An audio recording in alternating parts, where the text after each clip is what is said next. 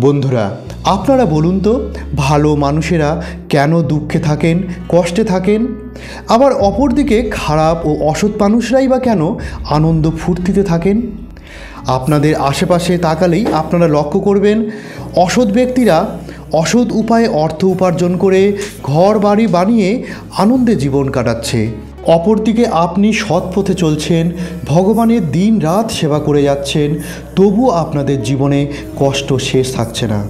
কেন এমনটা হয় বন্ধুরা? কেন ভগবানের বিশ্বাসী ভালো মানুষদের কপালে কষ্ট লেখা থাকবে?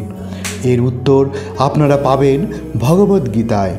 আপনারা জানেন বন্ধুরা, ভগবান শ্রীকৃষ্ণের মুখনিঃসৃত বাণী এই ভগবদ্গীতায় জীবনের সব রকম প্রশ্নের উত্তর ও সমস্যার সমাধান বর্ণিত আছে। আর এই গীতায় লেখা আছে এই প্রশ্নের উত্তর, কেন খারাপ মানুষেরা লাভবান হয় আর ভালো মানুষেরা দুঃখে কষ্টে থাকে। তাই জানার জন্য বন্ধুরা শেষ পর্যন্ত আমাদের ভিডিওটি দেখবেন। বন্ধুরা, শাস্ত্রে এই প্রশ্নের ব্যাখ্যা পেতে গেলে সবার আগে পুরনো ঘটনা সম্পর্কে আপনাকে জানতে হবে। শোনা যায়, পুরনোকালে এক ব্যক্তি ছিলেন যিনি সর্বদা ভগবান শ্রীকৃষ্ণের মন্দির পরিষ্কার পরিচ্ছন্নের কাজ করতেন। তিনি একজন খুবই একনিষ্ঠ কৃষ্ণ ভক্ত ছিলেন। মন্দির পরিষ্কার করাকালীন সেই ব্যক্তি প্রত্যেক দিনই দেখতেন হাজার হাজার দর্শনার্থী মন্দিরে আসত, শ্রীকৃষ্ণের পূজা করত। একদিন তাই দেখে সে ভাবল, ভগবান প্রতিদিন একটানা দাঁড়িয়ে থেকে এভাবে ভক্তদের দর্শন দিচ্ছেন, তিনি নিশ্চয়ই খুব ক্লান্ত হয়ে পড়েছেন।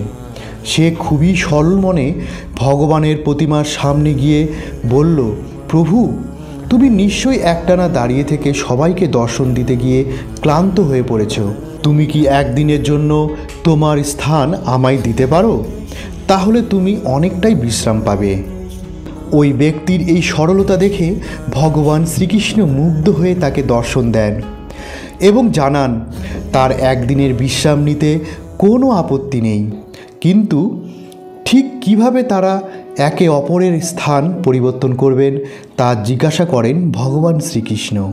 ভগবানের এই প্রশ্নের উত্তরে করজোড় করে ওই ব্যক্তি জানান, প্রভু, তুমি একদিনের জন্য সম্পূর্ণ তোমার রূপ আমায় দিয়ে দাও এবং আমার রূপ তুমি নিয়ে নাও।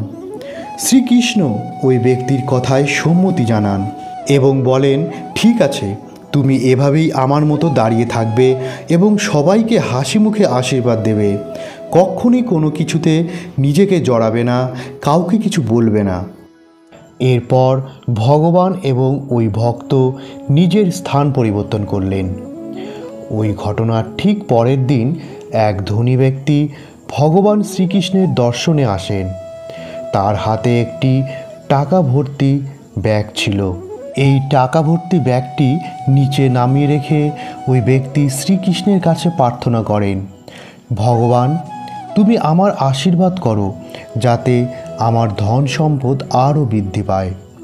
এরপর মন্দির থেকে বেরোনোর সময় ওই ব্যক্তি টাকা ভর্তি সেই ব্যাগটি মন্দিরে ফেলে রেখে চলে যান।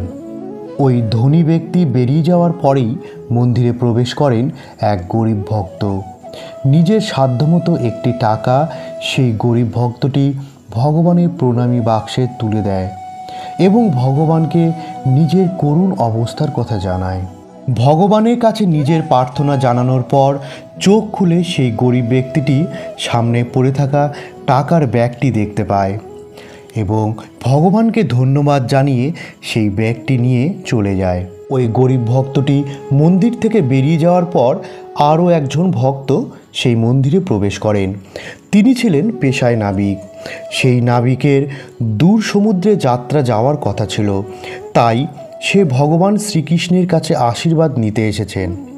কিন্তু তখনই ঘটে যায় এক বিপত্তি।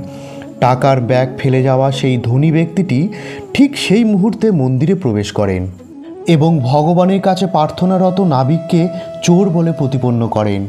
তবে নাবিক জোর গলায় বলতে থাকেন সে চুরি করেননি। ভগবানের কাছেও নাবিক নিজের নির্দোষ হওয়ার কথা বলতে থাকেন। এই অবস্থায় ভগবানরূপী সেই ঝাড়ুদার আর চুপ থাকতে পারেনি। নাবিকের প্রতি হওয়া এই অন্যায় অবিচার দেখে সেই সময় সেই মুহূর্তেই সে মুখ খুলতে বাধ্য হয়। ভগবানরূপী সেই ঝাড়ুদার জানায় নাবিকের আগে আসা এক গরিব ভক্ত তার ব্যাগটি তুলে নিয়ে গেছে। কিন্তু সেই ধনী ব্যক্তি এতটাই রেগেছিলেন যে তার কথা বিশ্বাস করতে চায়নি। অপরন্তু ওই নাবিকটি চুরি করার পাশাপাশি মন্দিরে থাকা মূর্তির উপরে জাদু করে তাকে কথা বলাচ্ছে, এমনটাই সে দাবি করে বসে। তারপর দারোয়ানরা ওই নাবিককে চোর বলে নিয়ে চলে যায় বিচারকের কাছে। এরপর বিকেলবেলায় ভগবান শ্রীকৃষ্ণ আবারও নিজের রূপে মন্দিরের বিগ্রহে ফেরত আসেন। এমতাবস্থায় সেই ঝাড়ুদার ভগবান শ্রীকৃষ্ণকে সারা দিনের সমস্ত ঘটনা ব্যাখ্যা দিতে থাকেন। কিভাবে সেই গরিব লোকের বদলে নির্দোষ নাবিক শাস্তি পেয়ে গেল, এই সমস্ত কথাই মন দিয়ে শোনেন ভগবান শ্রীকৃষ্ণ। এরপর ভগবান শ্রীকৃষ্ণ সেই ঝাড়ুদার রূপী ব্যক্তিকে জানায় সেই ধনী ব্যক্তিটি যে টাকার ব্যাগ নিয়ে এখানে এসেছিল তা অন্যকে ঠকিয়ে অর্জন করা, তাই এই টাকার উপরে ধনী ব্যক্তিটির কোনো অধিকার ছিল না। অন্যদিকে যে গরিব ব্যক্তিটি প্রণামীতে 1 টাকা দিয়েছিল সেই একটি টাকাই তার একমাত্র সম্বল ছিল।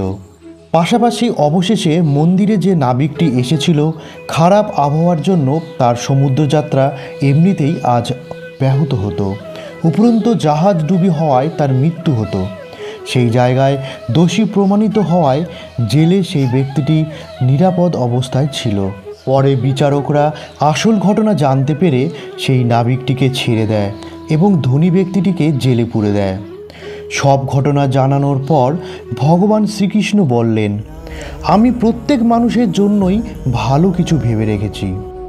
প্রত্যেকটা ঘটনার পিছনেই কিছু না কিছু কার্যকারণ থাকে, কিন্তু সকলে আমার উপরে সত্যিকারের বিশ্বাস করতে পারে না। তাই এমন কিছু কাজ করে বসে যা জীবনে দুঃখ ও দুর্দশা ডেকে আনে। তাই অবশ্যই ভালো খারাপ যাই পরিস্থিতি আসুক না কেন ভগবানের উপর বিশ্বাস লাভ করা উচিত, তাহলেই জীবনে শান্তি লাভ করা সম্ভব। বন্ধুরা, আমাদের এই ছোট্ট ভিডিওটি যদি আপনাদের ভালো লাগে এবং আপনারা উপকৃত হন তাহলে অবশ্যই আমাদের চ্যানেলকে সাবস্ক্রাইব করবেন এই ধরনের ভিডিও আগামীতে পাওয়ার জন্য। ততক্ষণের জন্য ধন্যবাদ।